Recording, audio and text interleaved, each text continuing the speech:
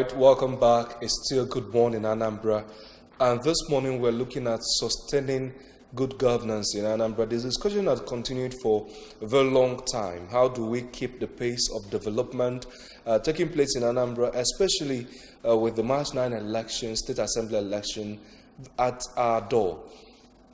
How do we keep the pace? How do we ensure that the system is maintained, that we have that harmonious relationship between the executive and the legislature?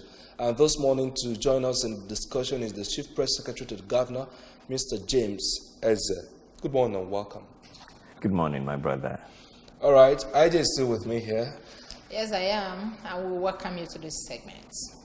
All right, let's run immediately with asking. For the past 4 years plus now, we're advancing to the fifth year of Governor Willie Obiano's government. How do we balance the relationship, or how do we analyze the relationship between the executive and the legislature? Thank you so much. I mean, it's so clear. Anyone who's been in Anambra State in the past 5 years will testify to the fact that apart from just a couple of months ago when there were, rumors of discontent in the State House of Assembly, Anambra has enjoyed a very harmonious relationship between all the three arms of government. And it's not by mere happenstance. It's not something that sprung out of a wishful thought. It's as a result of a very clearly and carefully planned line of action by the head of the executive arm of government, who's the governor of Anambra State, Chief Willie Obiano, who has always insisted on some basic principles of engagement, regardless of who the other party is. If you cast your mind back, you would remember probably that when the administration began, one of the earliest mantras of the administration was "Ana Luolo, Ana Lomado," which can loosely translate to the people are the heart of every serious development initiative. So it's he had made it very clear that he would want to run a people-centered administration. And running a people-centered administration means that you also have to interface with all those basic arms of government that would ensure harmony, that will make for a harmonious administrative output. So he has had a very cordial relationship as the head of the executive arm of government with the judiciary and with the legislature. Just a few weeks ago, Anambra made history when we witnessed the swearing in of the first female chief judge.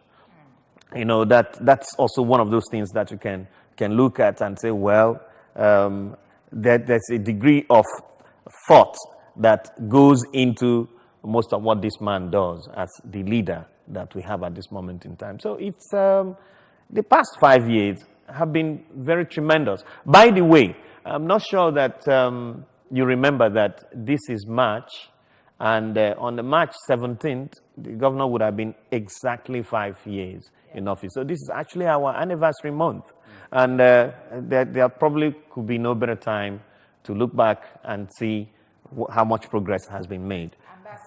That's exactly what I want us to look at first, because I know you've been around this government since its inception, and you are in a better position to tell us, to give us a background check of governance in Anambra State. You understand? Okay. So, what will you say that this government has put in place during these 5 years? Well, in a very simple way, a simple way of looking at governance is a system that works consistently, efficiently, for the maximization of the welfare of the people. In any case, if there is any government, any system in place, that does not take care of the welfare. Welfare does not necessarily mean, because this is in simple parlance, welfare, people see welfare as, just ili juafo, to put it loosely. But it's more than that. What it means is that we have had a quantum leap in the degree of happiness and freedom that we enjoy in Anambra State. And it's not by mere happenstance, again, to use the same word to describe a similar situation. It is because Governor Obiano began with a clear blueprint, well thought out strategy, and vision of society. I want to leave Anambra a better place than I met it.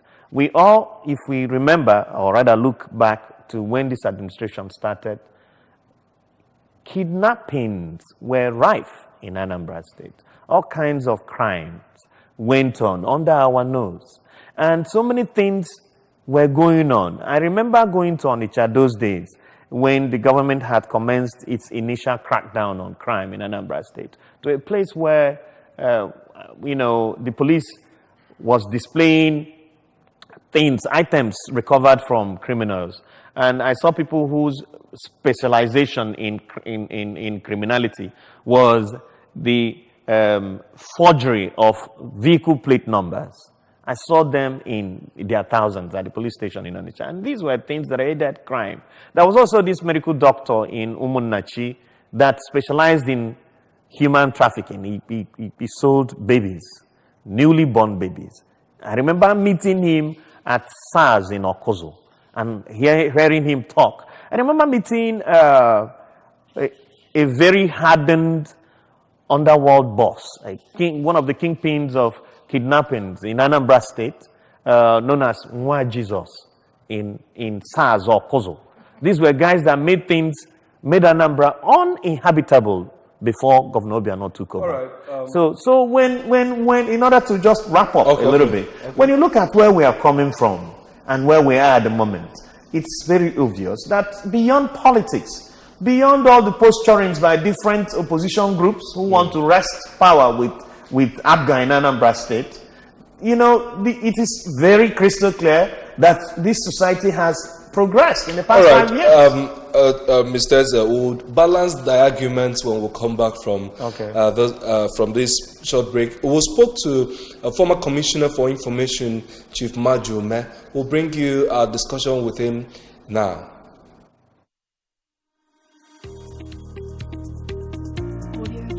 Well, first and foremost, thank you very much. My impression of that election is that it was reasonably free, fair, and credible. That is not to say there are not one or two pockets of disagreements here and there, or conduct people were not comfortable with. But by and large, I was taking a look at the margin between the two leading political parties, and it looked to me as though it is reflective of a fair election. In areas where it was expected that this should be up, and that they were all up, and then that. That is not to say that in absolute terms things may not have gone one way or the other, but generally my impression is that it was free and fair. And judging by what the international observers said, I agree with them reasonably. Well, there are some logistics impairments. They were there. There were shortcomings, but by and large, give and take. You see, people should realize that this democratic process is still evolving. And, it's a learning process. Like they can't do that. This is actually, it's almost getting perfected now. So people are getting used to it. So I'm sure by the next election, most of those imperfections will be taken care of.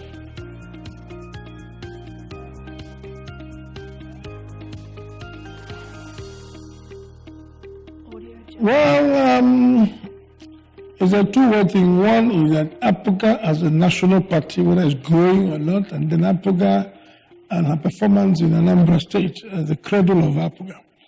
I must say, in the last outing, we could have done better.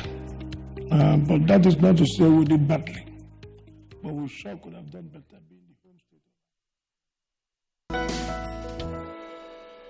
All right, it's still good morning, Anambra, and this morning we're looking at sustaining good governance in Anambra State, and we just had former Commissioner for Information, Chief Majume, speak in an earlier interview. We also have in the studio the Chief Press Secretary to the Governor, Mr. James, as also addressing issues, especially when it concerns this very important topic. And he raised some issues before we went on that interview break about arguments being raised by oppositions when it comes to resting power in Anambra State. I want to take him from that. So several people have said that an opposition legislature will also contribute to good governance. Do you agree with them? Why not? Democracy is the mother of plurality. Plurality of opinions, plurality of of philosophies, and plurality of ideologies. But you realize that in the midst of it all, there is a struggle for harmony, and that is what we cannot afford. If you have too many people pulling away from the center, if you have too many just for the sake of it, not that there is any higher value being added, because you would want to see that plurality, that dissent, which we encourage in a democratic setting. You would like to see them where there is a lack of vision, so the man in the center or the man on the helm of affairs is guided or reminded that he is simply presiding over our common good.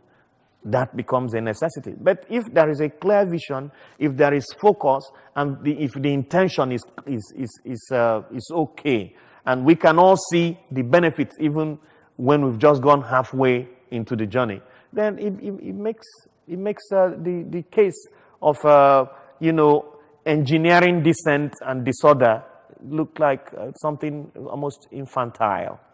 You understand? So I think that in Anambra State, Anambra has been, quote and unquote, what you might call a center of excellence in terms of governance and administration. People have come here to study some of the models that Governor Obiano has entrenched here. The very participatory, grassroots-driven community choose your project initiative has been copied by so many governments across the country. The what is it called now? The special package, economic stimulus package that this administration rolled out in the thick of the last recession was also exemplary. It was severally discussed at the Federal Executive Council meeting in Abuja, for you to know. Then the security manual has also become a reference point in the country. So many people have come to look at it. Even the governor has won a continental award, West and Central Africa, that the deputy governor went to Banjul, Gambia the other day to receive on behalf of the governor. So these are models that are going on, that are exemplary, that people see, that are bringing that are multiplying our happiness in Anambra State. So why would you want to engineer a situation that will create the distraction that we don't need? And if you say, okay, let us just disorganize the house because we want to be to disorganize the house, how does that help us? And the governor begins to politic and chase shadows, and he's distracted, and we'll be the worse for it. Let's move on now. We know that in the next 48 hours, Anambra State and indeed the whole Nigerians will be going back to the polls to elect the governors and then the State House of Assembly members. And I know, though we are not participating in governorship election, but I know that when we did, Anambra State recorded 21 over 21. And that simply means that the 21 local governments of Anambra State were won outrightly by APGA administration. Yeah, obviously. And then I think that was the same feat during the Anambra Central senatorial district election. And now that we are getting set on the night to go back to the polls, why do you think Anambra State should vote? Yes, I think Anambra would vote for all the candidates vying for election on the platform of APGA, because I think Anambra is a very sophisticated state in Nigeria, because I know that the Anambra are not only naturally wise, endowed with native wisdom, but they are highly enlightened, educated people who can tell their right from their left.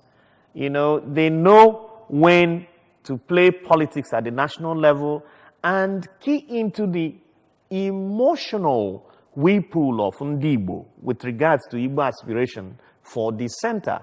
But when it comes to playing politics at the local level, by the way, all politics are said to be local. When it comes to organizing ourselves here for the best, when it comes to sustaining the tradition of excellence that we have experienced right from the moment when APGA took over the levers of government in Anambra State, when it comes to assessing between what had happened when PDP was in charge and the tremendous progress we've recorded under APGA, they know what choices to make. They won't even be guided because they know, look, this is where our bread is buttered. So in the Anambra, we definitely come out on Saturday to vote for the candidates that are standing election on the platform of APGA, because they know that when the governor is able to, or rather APGA has the majority of the seats at the House of Assembly, it will be a lot easier for the governor to work with people who are from the same political philosophy as himself.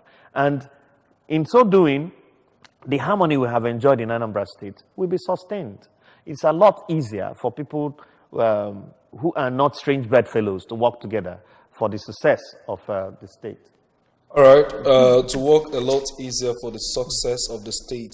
Okay, we have someone joining us in the studio. Hello. Hello, good morning. Good morning. Yes, good morning, the guest in the studio. Yes, go on. Your name and where you're calling us from? It's Science Joseph, lecturing you from Oka here. All right, go on. Welcome. Yes, I want to agree with the guest in the studio that when we have people with the same ideology with the governor, it will help the governor to sustain a good governance we have in Anambra State. But when you have people with different ideology, they will just come up there to start causing unnecessary trouble, distraction, for them to be noticed. So as we go in this Saturday to vote, we must be able to know that the governor should be encouraged. And how do we do this? We get people that can work with him so that our money will not be used in lobbying people unnecessarily. Because when you have people from our other side of it, they will be lobbying. And the money that will be used for development will now go into wrong hands. Thank you. Thank you, Barrister. Thank you. Yeah. Leading to this particular election, March 9 election, there have been rumors in several quarters on part of the government. There's a press release we received from the Commissioner for Information addressing some issues. There have been rumors, arguments in some quarters. How do we dissuade, especially as the Chief Press Secretary to the Governor, properly inform the people when this is the truth about what is happening and this is lie? Okay, thank you very much. But before you take that, please, let's see if anybody has joined us again. Dave? Hello. Yeah, good morning. Good morning. Your name and where you're calling us from? My name is Chika, calling from Muka. Your name is? Chika, calling from Muka. All right, go on. Let's hear you. Chika from Oka. Chika. Go on.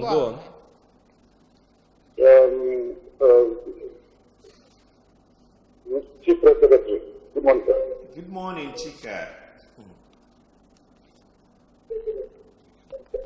Well, it seems you guys listening to himself, and we're having a very Can I quickly address this? Yes. Because it's very important that our people understand that this is the season of lies.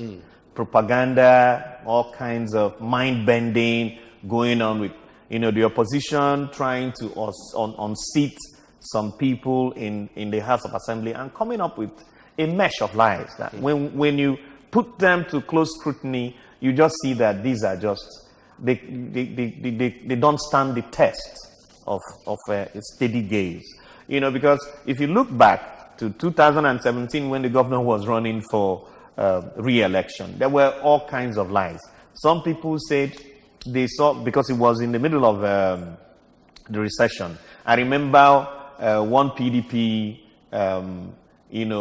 propagandist publishing a story that he saw Governor Obiano chartering, or rather entering a private jet, at a time when the nation was undergoing a serious economic tremor, and he was chartering flights, to Abuja. And it turned out that it was Atiku Abubakar who was coming to Nnamdi Azikiwe University to give a lecture. And these guys immediately saw his Atiku's jet at the Akanidam International Airport in Enugu. And the governor was on his way out. They made it look like the governor had actually chartered a jet. Until we actually debunked that lie, so many people almost believed it. We've also heard people say, the governor made Anambra lose a plant that Sabila, or International Breweries, was supposed to build in Onitsha, blah, blah, blah. And there was so much emotion, and there was no truth to it. Because they even made it look like Sabila had moved out of Onitsha and relocated to Ogun State. So people should, why? But Sabila is still there, producing and brewing all our favorite drinks that we enjoy here. So people should be very careful what they believe this time, because we know what their intention is, which is to create the impression that we have a wasteful administration, an administration that would sell even this ABS building. As they have said that the governor had sold the stadium, exactly. Okatanshi Stadium, which is a big lie. How could the governor that has been fighting, I know the effort that's gone into the boundary adjustment committee initiative that the deputy governor heads, trying to look at how some of the geographical space that we lost to neighboring states are reclaimed by Anambra State. You wouldn't be doing that if you are also busy selling what you have. So sometimes you just, I know, but the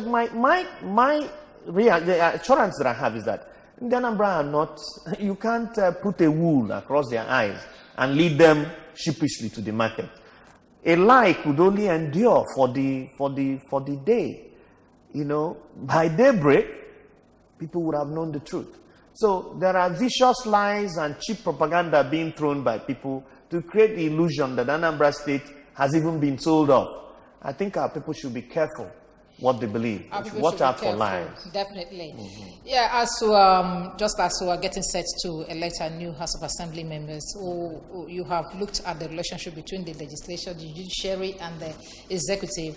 Also, our people also want to know what we should expect in the next 3 years of good relationship with the legislature by the executive, and then, what do we expect? Thank you very much. You see, when you have a very stable polity, there is no limit to what a visionary leader can do.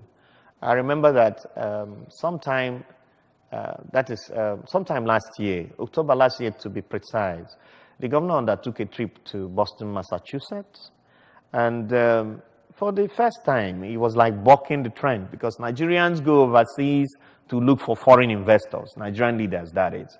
But the governor went to Boston, Massachusetts in search of solutions and innovation for Anambra.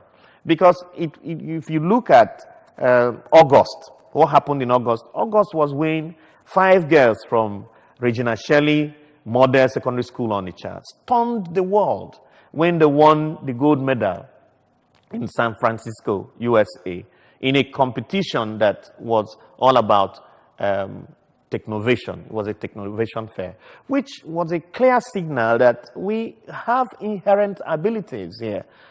People are gifted in that sphere of human endeavor. And the governor wanted to pursue it a little further. When he visited Boston, Massachusetts, he went to the Cambridge Innovation Center. Is located in Massachusetts Institute of Technology. That's a place where you see a lot of youngsters with brilliant ideas, because the world has gone beyond the brick and mortar scenario that you and I are familiar with. A lot of things are done through artificial intelligence, nanotechnology, all kinds of high tech that are incubated in that place and dished out to the rest of the world. And in the Anambra are already looking in that direction. And I know that the governor made it clear that he was going to send some people from Anambra State to that place to study the Cambridge Innovation Center and how it operates. Because how it operates is, if you have any idea, brilliant young people come there, they'll give you a space within the center with all the things. You develop whatever you have. And venture capitalists will come there to meet you, listen to your idea, and if your idea is good enough, they put money in it. That's how the Bill Gates of this world, the Mark Zuckerberg of this world, all the people that have given us modern information technology devices that's where it all began. And we have that here. So it's looking at that already. These are some of the things that, but if we don't have a harmonious working relationship between the governor and the three arms of government, and he continues to be distracted, that particular initiative will be thwarted. Because I know that in the next few months, that will commence here, because it wants to set up Anambra Innovation Center for youngsters. That will be like equipping the youth, if you have it. So there are so many things to look forward to. We'll continue to enjoy security the way we have. I don't know how many times you come out in the night to see our car and what happens. And so many things are springing up. Certainly, our job keeps us up to that moment. So we use the lights always. Thank you. And you see everywhere is lit completely. All over Anambra City. Light Up Anambra campaign has gone on. It's difficult now to tell which place is rural in Anambra and which is urban. Finally, what will be Anambra people's assessment for any of the candidates that will be voting on Saturday? What will be the fulcrum for the assessment? In 30 seconds before we... Thank you. I think that the Anambra should look at all the candidates that APGA is presenting in the coming election. These are not people, they are not strangers to the various constituencies. They are people known for one thing or the other. And some of them have contributed, because Anambra is a peculiar place. You can't come out from nowhere and aspire to lead the people. The first question Naga Ajoge is, what have you done for the people? And so their stories are known to their constituencies.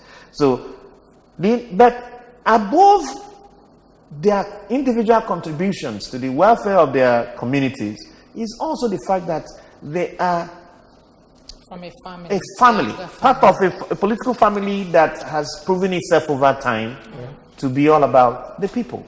So it is very important. These two things come together, and these are not things that Indian Anambra should wish away. All right, thank you very much, Mr. James, as a Chief Press Secretary to the Governor. He joined us in the studio as we looked at sustaining good governance in Anambra, and it's been a few minutes of insightful discussion with him. Thank you for joining us. Thank you, my brother. By the way, I like your dress. Thank you very much. And you look good too. Oh, thanks. Thank you. Thank you. Thank you. All right. Our second discussion segment is next, so stay with us as we Israel women participation in politics. Stay with us.